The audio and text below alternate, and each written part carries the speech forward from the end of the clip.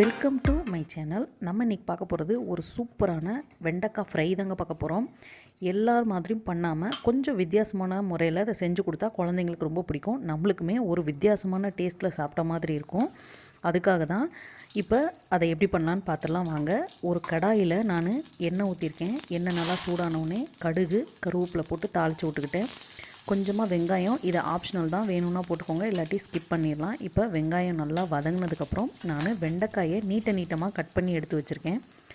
நீங்கள் நீட்டமாக ரொம்ப பெருசாக இருக்குதுன்னு நினச்சிங்கன்னா ரெண்டாக கட் பண்ணி இந்த மாதிரி நீட்டமாக கட் பண்ணிக்கோங்க. இல்லை அப்படின்னா சின்னதாக கூட நீங்கள் உங்களுக்கு எந்த ஷேப்பில் பிடிக்குமோ அப்படி கட் பண்ணிக்கோங்க.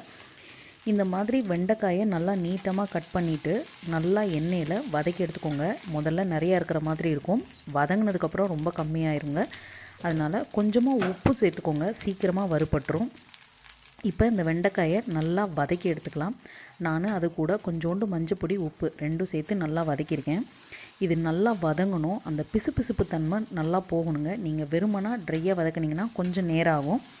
இதே தயிர் ஒரு ட்ராப் இருந்துச்சுன்னா நீங்கள் விட்டு தயிர் கொஞ்சோண்டு விட்டு பண்ணிங்கன்னா சீக்கிரமாக வதங்கிடும். இப்போ இது நல்லா எண்ணெயில் வதங்கிட்டு இருக்கட்டும். அதுக்குள்ளே நம்ம இந்த தேங்காவையும் கடலைப்பருப்பையும் செப்பரேட்டாக அரைச்சி எடுத்துக்கலாம்.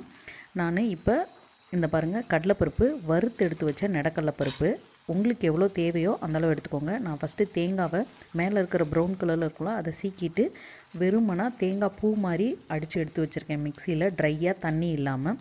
இப்போ கடலைப்பருப்பையும் அதே மாதிரி தனியாக அடித்து எடுத்து வச்சுக்கலாம். இப்போ வெண்டைக்காய் நல்லா வதங்கணும். அந்த பிசுபிசுப்பு தன்மை போனதுக்கப்புறம் நீங்கள் வெண்டைக்காயில் தனி மிளகாப்பொடி ஒரு 1.5 ஸ்பூன் அளவுக்கு சேர்த்துக்கோங்க, நல்லாயிருக்கும். இப்போ காரம் உங்களுக்கு எவ்வளோ தேவையோ அந்தளவுக்கு சேர்த்துக்கோங்க. சேர்த்துட்டு நல்லா கிளறி விட்டுக்கோங்க. இப்போ மிளகாப்பொடி பச்சை வாடை போகணும், அதளவுக்கு வதக்கி விட்டுக்கோங்க. எண்ணெய் பத்தலைன்னா கொஞ்சம் எண்ணெய் விட்டுக்கோங்க. இப்போ அது நல்லா வதங்கிருச்சு. வதங்கினதுக்கப்புறம் நான் அந்த தேங்காவை தண்ணி இல்லாமல் பூ மாதிரி அரைச்சி வச்சுருந்தேன் இல்லையா, அதை இது கூட சேர்த்துக்கிறேன். சேர்த்துட்டு அதையும் கொஞ்சம் நேரம் வதக்கி விடுங்க. அப்போ தான் அந்த தேங்காய் நல்லா அந்த வெண்டைக்காயோடு சேரும். இப்போ அதுவும் சேர்கிற அளவுக்கு நல்லா வதக்கி விட்டுக்கலாம். லாஸ்ட்டாக வெண்டைக்காய் நல்லா வெந்ததுக்கப்புறம் எடுத்து சாப்பிட்டு பாருங்கள். வெண்டைக்காய் நல்லா வெந்துருச்சுன்னா லாஸ்ட்டாக நம்ம நெடக்கடலை பருப்பு மிக்சியில் பவுடர் பண்ணி வச்சுருந்தோம் இல்லையா, 1-2 அரைச்சி வச்சுருந்தோம் இல்லையா, அதை இது கூட சேர்த்துக்கலாம். இதை சேர்த்து நல்லா கிளறி விட்ட உடனே அப்படியே ஆஃப் பண்ணிடுங்க. ரொம்ப நேரம் வெண்டைக்காயோடு அதை வதக்கிட்டு இருந்தீங்கன்னா அது நமத்து போயிடும். இது இப்படி கிளறி விட்டோடனே அமுத்திட்டிங்கன்னா கொஞ்சம் கிறிஸ்பியாக இருக்கும். நீங்கள் இல்லை அப்படின்னா நீங்கள் சாப்பிட போகிற சமயத்தில் லேசாக சூடு பண்ணிட்டு அந்த டைமில் சேர்த்துக்கோங்க, கொஞ்சம் மொறுமொறுன்னு இருக்கும் சாப்பிட்றதுக்கு.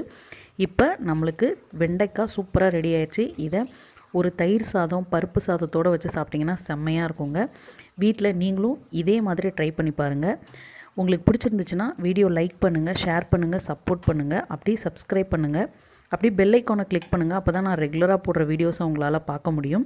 இதே மாதிரி வீட்டில் ட்ரை பண்ணி பார்த்துட்டு எப்படி இருக்குன்னு நீங்களும் கமெண்டில் சொல்லுங்கள். நான் இதே மாதிரி இன்னொரு வீடியோவில் இன்னொரு இதில் நான் உங்களை மீட் பண்ணுறேன். Thank you so much.